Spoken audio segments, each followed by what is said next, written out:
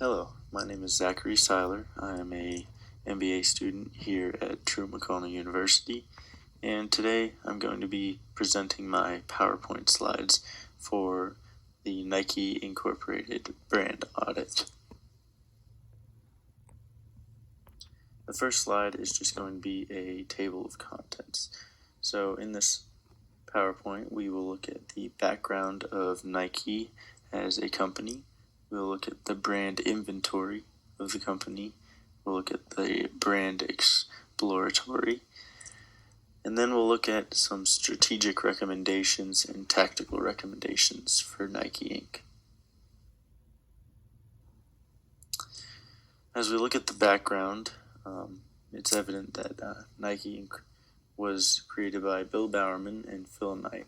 Bill Bowerman was the head track and field coach for the University of Oregon, and Phil Knight was a middle distance runner for the University of Oregon.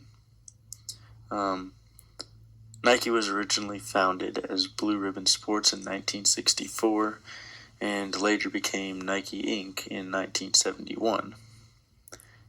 1971 was also the year that Bill Bowerman created the famous waffle tread shoe.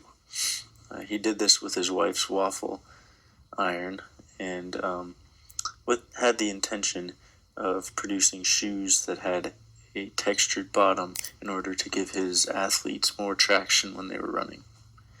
In 1984, Nike signed its first notable endorsement contract, and this was with the basketball player Michael Jordan, who many people know for his outstanding achievements and accomplishments.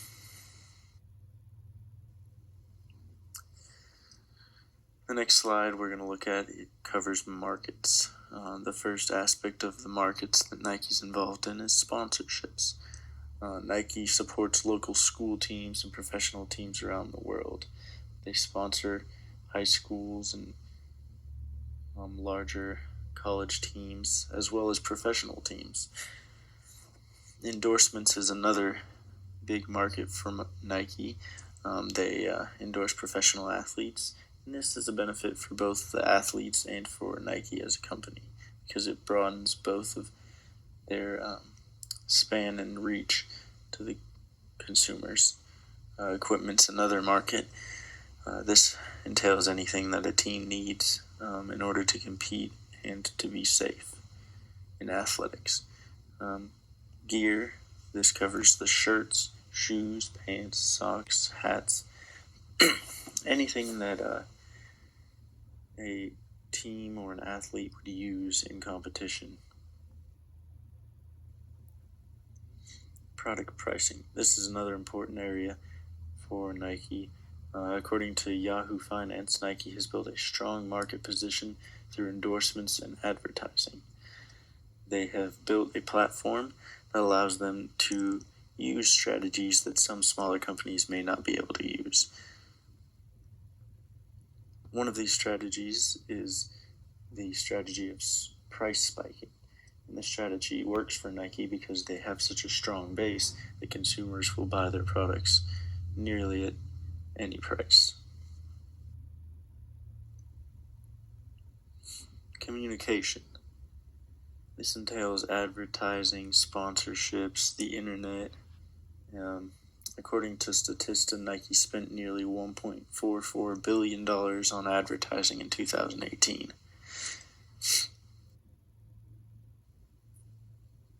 Distribution. This is a major area for many companies because this is how the products get to the consumers.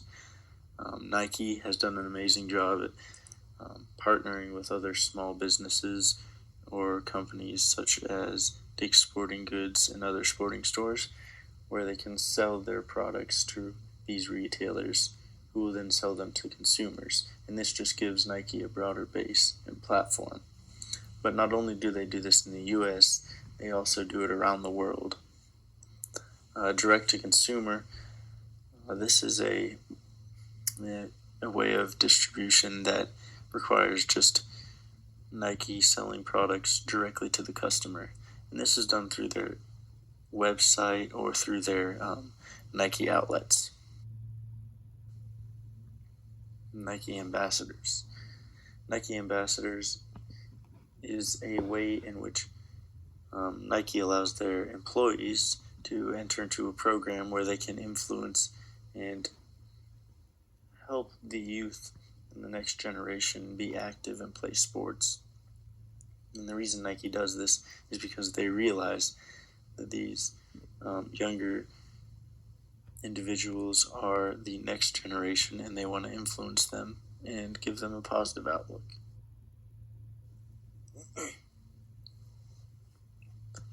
Consumer knowledge. According to Nike CEO Mark Parker, everything they do starts with the consumer.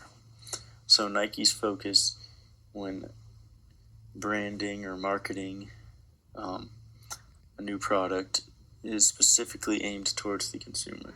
And they want to reach that consumer and give them what they want. One way in which Nike is able to study and gather consumer knowledge is through their Nike Plus website. They use this as a tool in which they can observe what people are doing, what activities they do, and what products they like the most. And it just helps Nike build and understand what it is their consumers want. The resonance pyramid.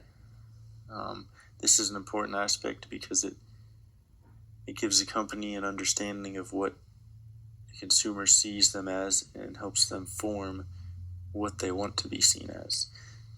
So the first area is the salience.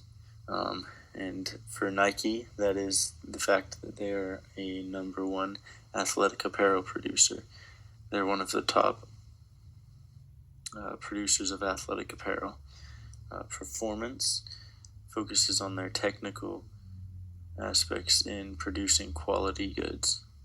The imagery that people see when they think of Nike is a cool and hip gear, which can either be seen as athletic or just leisure. The feelings that they entail are accomplishment and satisfaction. That's what the customers feel when they use these products and purchase them. A judgment that the Nike gets is often a high quality gear and apparel kind of judgment. And the resonance, or what the Nike products leave with the consumers, is that the consumers prefer Nike over other apparel brands.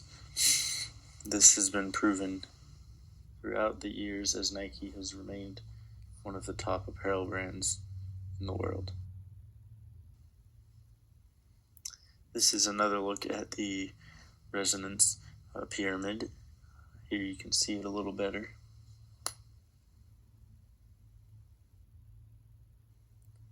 Competitive analysis. There are a few strong competitors when it comes to the sporting goods industry. Many of these competitors that Nike has to compete with are oftentimes not as strong as them. They're smaller companies. There are a few strong companies that do have competition with Nike.